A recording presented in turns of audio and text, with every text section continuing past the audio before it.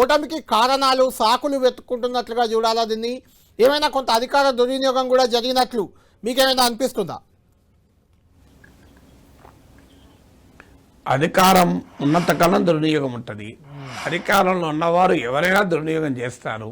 దుర్వినియోగం అనొచ్చు, లేదా ఇన్కంబెన్సీ అడ్వాంటేజ్లో ఒక ఫ్యాక్టర్ది.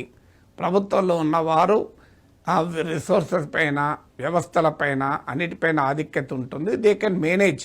మనకు అందమైన పేరు పోల్ మేనేజ్మెంట్. కళ్యాణ్, పోల్ మేనేజ్మెంట్లో అధికార పార్టీ ఎప్పుడైనా పైచేయి ఉంటుంది. మునుగోలులో బీఆర్ఎస్ పైచేయి లేకుండా మీకు పోల్ మేనేజ్మెంట్లో. సో అందువల్ల ఎప్పుడైనా బలమైన పొలిటికల్ ట్రెండ్ లేనప్పుడు పోల్ మేనేజ్మెంట్ ఎలక్షన్ సింగ్ చేస్తుంది. ఇప్పుడు మీకు హుజురాబాద్, దుబ్బాకల్లో ఓడిపోయిన బీఆర్ఎస్ మునుగోలు ఎలా గెలగలిగింది? మామూలు మేనేజ్మెంట్ చేశారా? అదే హుజురాబాద్లో మేనేజ్మెంట్ చేసినా గెలవలేకపోయారు. సో అందువల్ల poll management is always a factor, కాదని ఎవరు అనలేరు.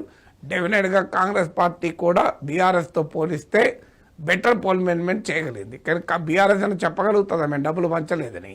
సో వాళ్ళు బీఆర్ఎస్ వాళ్ళు 1000 రూపాయలు పంచితే కాంగ్రెస్ వాళ్ళు 2500 పంచారు. తేడా అంతే తప్ప పంచడం మాత్రం అందరూ పంచారు.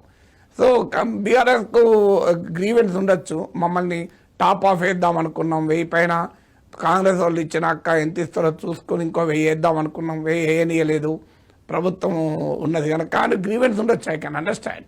ఎందుకంటే వాళ్ళు 1000 ముందు ఇచ్చి తర్వాత టాప్ ఆఫ్ వేద్దాం అనుకున్నారు. నేను జూబ్లీహిల్స్ కాన్స్టిట్యున్సీ ఓటర్ను, అంటే మా దగ్గరికి అపార్ట్మెంట్లోకి ఎంటర్ కారు. కానీ మీకు పేద ఓటర్లు ఉన్న ప్రాంతాల్లో మొదలు బీఆర్ఎస్ఏ పంచడం మొదలుపెట్టింది, కాంగ్రెస్ తర్వాత ఎక్కువ పెంచింది, అనుమానం లేదు.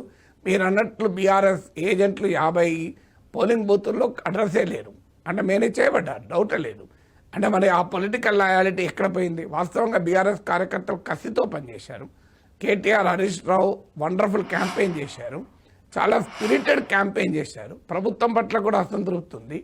అందువల్ల డెఫినెట్గా ఎన్నికలో ఉండే సహజ ధోరణులు ఇవి. కానీ అల్టిమేట్గా గెలిచారు ఎవరన్నదే ఉంటుంది. అది కూడా 25,000 మెజార్టీ కనుక మిగతా ఇన్సెంట్ అనేది అంత ప్రాధాన్యత ఉండవు. ఏదో 1000, 2000 ఓట్లతో గెలిస్తే ఉండేది కదా. 25,000 ఇది మ్యాసివ్ థింగ్ కదా. అందువల్ల ఇది కేవలం పోల్ మేనేజ్మెంట్, పొలిటికల్ మేనేజ్మెంట్ వల్లనే 25,000 మెజార్టీ రాదు. There are other factors also. అసంతృప్తి ఉన్నమాట నిజం. కాంగ్రెస్ పార్టీ అప్రమత్తంగా ఉండాల్సింది వాస్తవం అది.